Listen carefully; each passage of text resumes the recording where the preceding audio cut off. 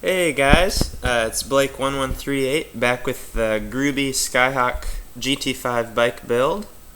I kind of wrapped it up. It's now a week ago that I've talked to you last. And I did wrap it up last weekend and actually was able to ride it, run it and everything. But I've kind of just been tweaking on it to get some of the bugs out. And I actually made a list here of kind of what I'll talk to you about. First of all, I'll show you the bike here.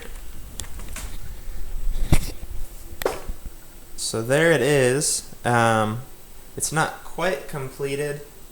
I'll still be kind of making it look nice, tucking some of the wires, and won't be so much tape all over. Also, the cardboard will become sheet metal, hopefully by next week. But anyways, I've had it up to about 35, 40 mile an hour, and anything faster than that, I don't know why you'd want to go any quicker. It's really pretty scary, shaky wise. Anyways, what I wanted to go over, some problems I've noticed.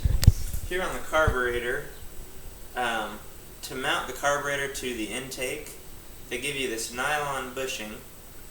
And that was working real well for a while, and then it started to shake. Kind of running it full throttle for a while, you get a lot of vibration.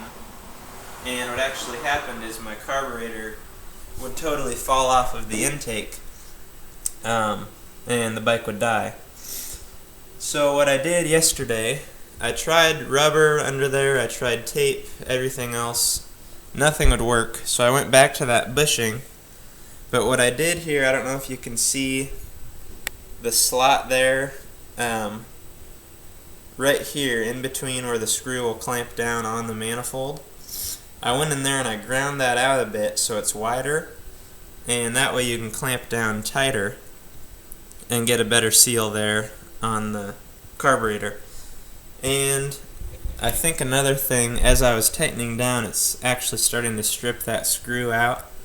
So I'm going to take that to the hardware store and get something a little better. But anyways, also with the carburetor, I think what I'm noticing is a vacuum leak, and I'm fairly certain it's right here. In the instructions they say at the 9 o'clock position to leave that seam on the bushing, and I think that's causing my leak. So a couple different ideas for you. I haven't really figured out a fix for it yet. I've tried putting a little piece of rubber in there to seal it. You could do silicone. The worry with that is that it gets into your motor and gums things up. But what I might try is just to find a bushing that's solid and doesn't have a seam and try putting that on there. Next on the list, check your nuts and bolts. After about every ride or two, I'd say keep an eye on that stuff, because the vibration will cause them to loosen up. Anything that's not Loctited or has a nylon bushing will actually come loose. Actually, yesterday on my front axle, the nut there was finger tight, so that's another thing to look out for.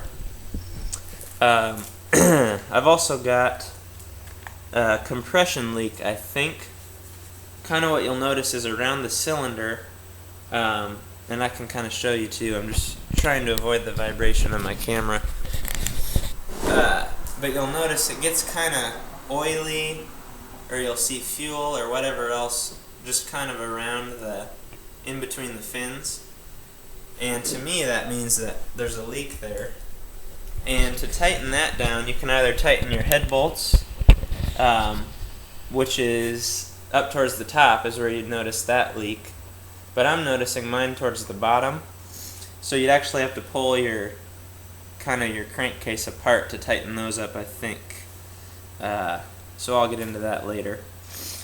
Another thing I would suggest is adding a fuel filter. One comes on the petcock, but you might want an additional inline filter just to ensure that your carburetor is getting some clean fuel, because it's really touchy if it gets gummed up. And I think the final thing is the clutch. I've noticed I've probably ridden it maybe 10-15 times. And the clutch lever, as you pull it down and lock it into position, it's no longer disengaging the clutch unless I pull it all the way down.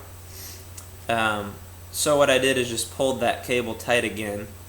But I'm thinking eventually I'll need a new clutch arm because it gets worn, which isn't too big of a deal, maybe a couple bucks. But you could order a few of those at a time just to have in your supply. I think that's about it for today. But I'll give you another update hopefully next week when I've got it all together. But anyways, I'm going to real quick run this over here and start it up for you guys. Kind of working on my own camera-wise, so give me a second.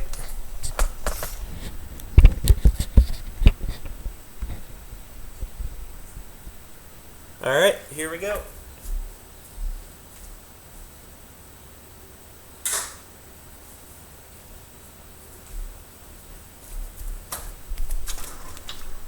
I don't think I'll need to choke it, but we'll see how it goes.